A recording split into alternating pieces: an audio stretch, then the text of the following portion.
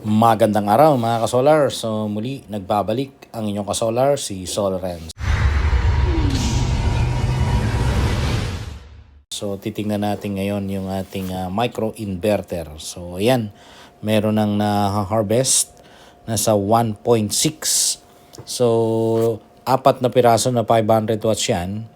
At aalamin natin mamaya kung gaano talaga kainit yung ating micro inverter. At tingnan natin sa mismong meter ng ating micro inverter, makikita natin kung almost the same ba yung wattage na nakukuha na nag-reflect doon sa inverter mismo. So amperahe yan 6.9. Ayan 1.587, so almost 1.6, parehas lang. So ibig sabihin nasa halos 80% ang na-harvest ng total na power ng apat na pirasong 500 watts, that is 2 kilowatts. So ayun, nasa same lang 1.588. So ito yung unit, ito yung micro inverter. So bago natin i-test yung temperature nitong inverter na ito, actually ito ay PB micro inverter. Ayan. At ang brand nito ay Hoy Miles. And yung maximum input voltage niyan ay nasa 65 volts DC.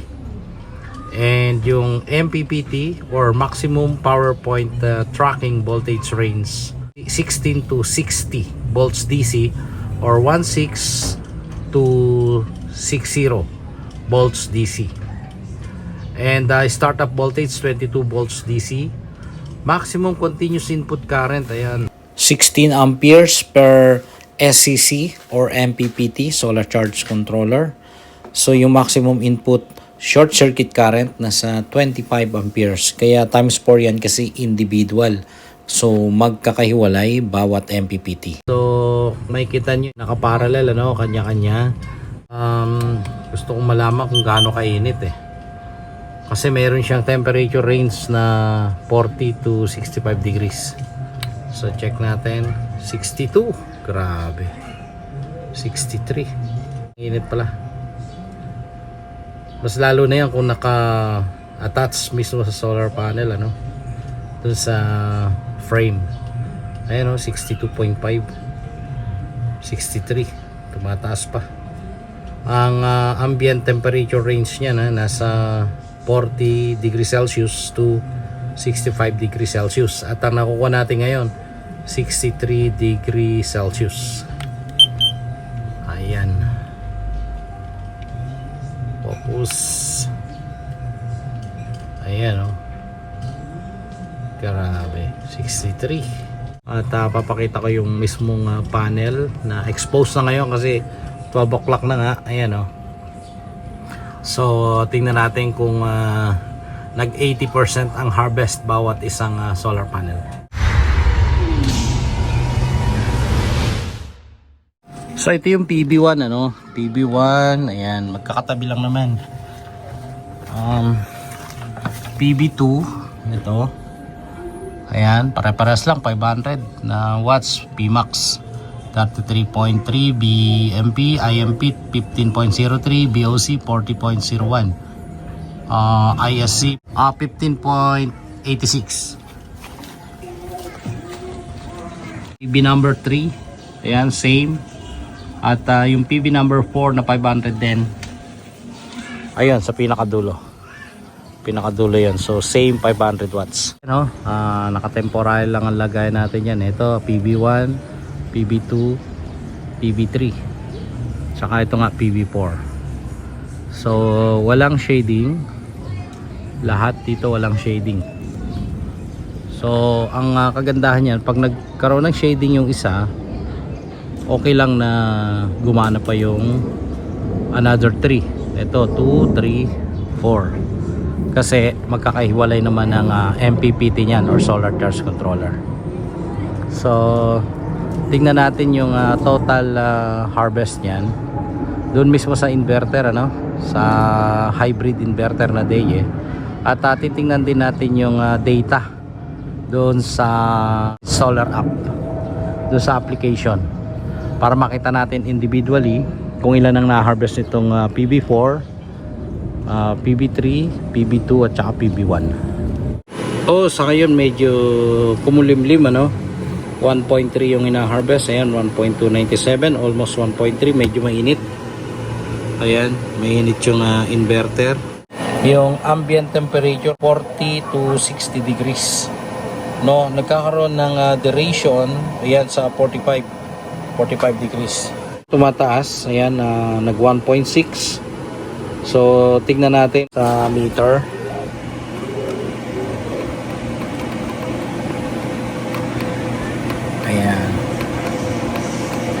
Ayan, almost 1.6 at naka 60 Hz din naman yan. Ayan, at itong 1.595, ayan, tingnan natin ngayon sa mismong application kung ilan.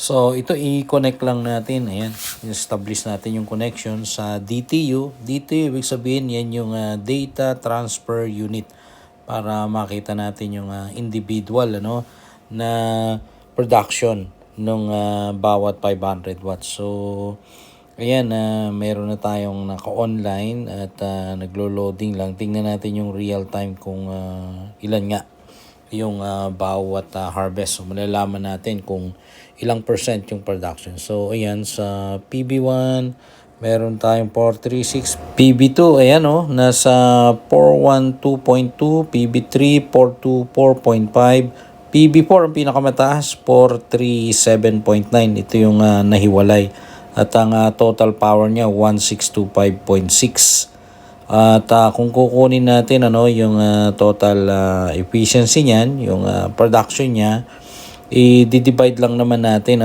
sa 2,000 yung output power na actual na nakukuha ngayon.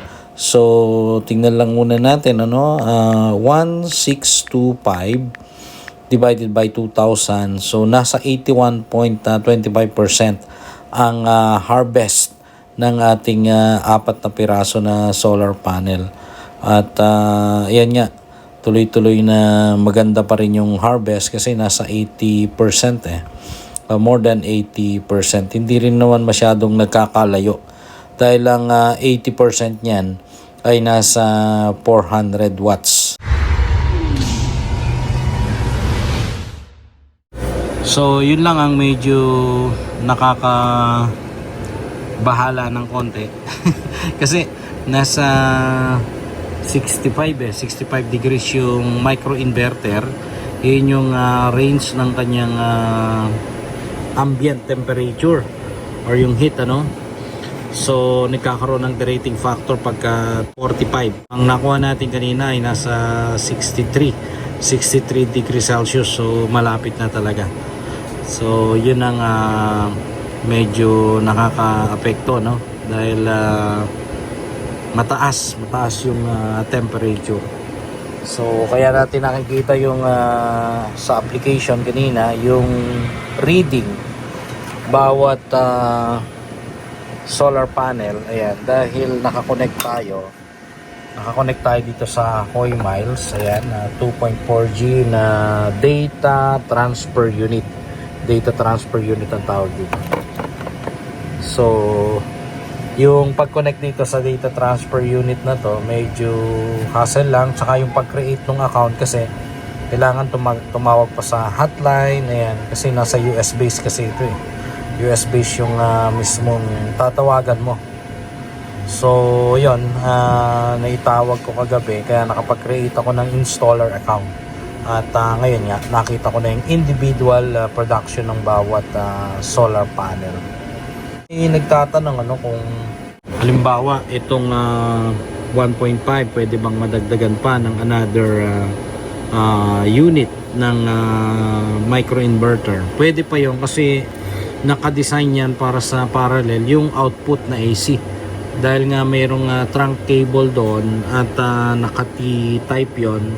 Pwede doon sa another end pwedeng mag-tap doon para magkaroon ng paralleling. Kung halimbawa tatlo o higit pa sa dalawa na units ng microinverter, pwedeng itap yung output doon. So yun lang mga kasolar. Maraming salamat sa panonood at usap ulit tayo sa susunod na video. Muli ang inyong kasolar, si Solarens.